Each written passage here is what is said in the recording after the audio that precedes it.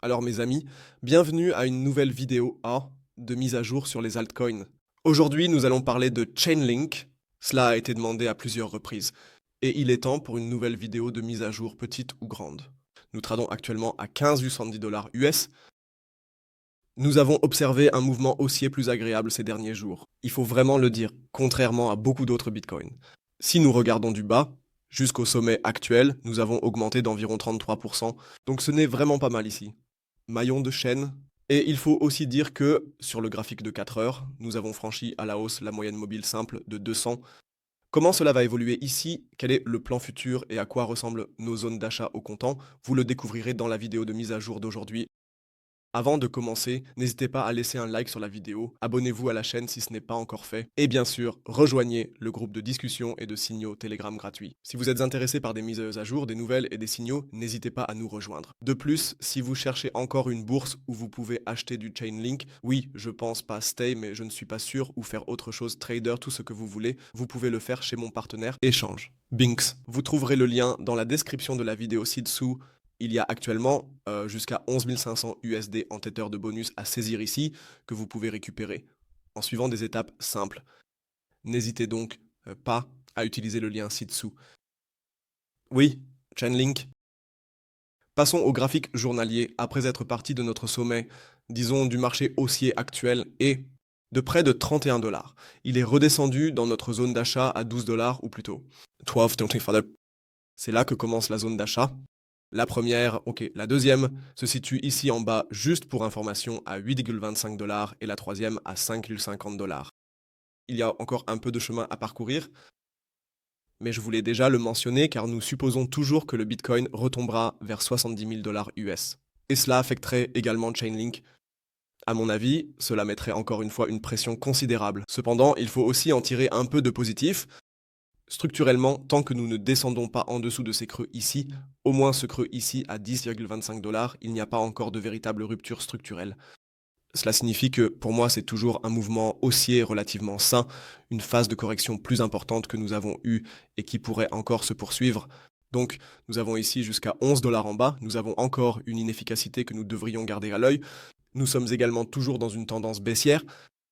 Il est très important de dire ici que tant que nous ne dépassons pas ce sommet à environ 17,50 dollars, nous sommes toujours dans le mouvement baissier. Cela signifie que cette zone ici en haut sera décisive. C'est exactement là que se trouve également le Golden Pocket, qui servait autrefois de support.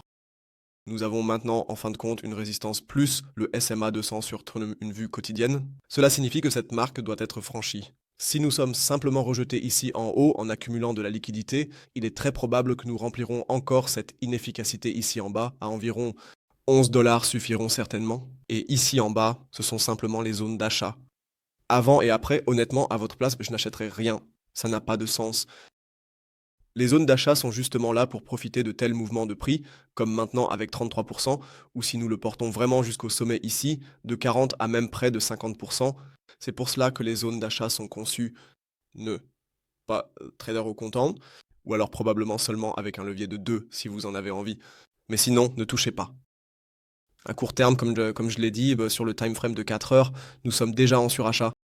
Cela signifie que cela pourrait devenir un peu difficile de continuer à monter ici. Le volume est très faible, mais nous avons encore, disons, de la marge ici jusqu'à environ 16 dollars.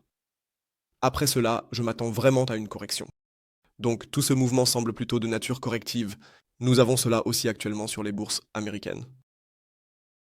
Ce n'est ni l'un ni l'autre. Donc trader à nouveau à la hausse ici, je m'en abstiendrai absolument et j'attendrai plutôt un repli. Pour le moment, du moins, attendre d'abord. Un repli ne serait intéressant que si, par exemple, nous avons maintenant la correction, que nous retombons vers 13 dollars.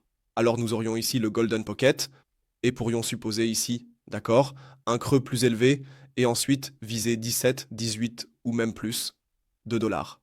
Ce sont actuellement les options que je garde un peu à l'œil. Ce serait, disons, la variante haussière, la baissière, nous récupérons la liquidité et continuons à baisser.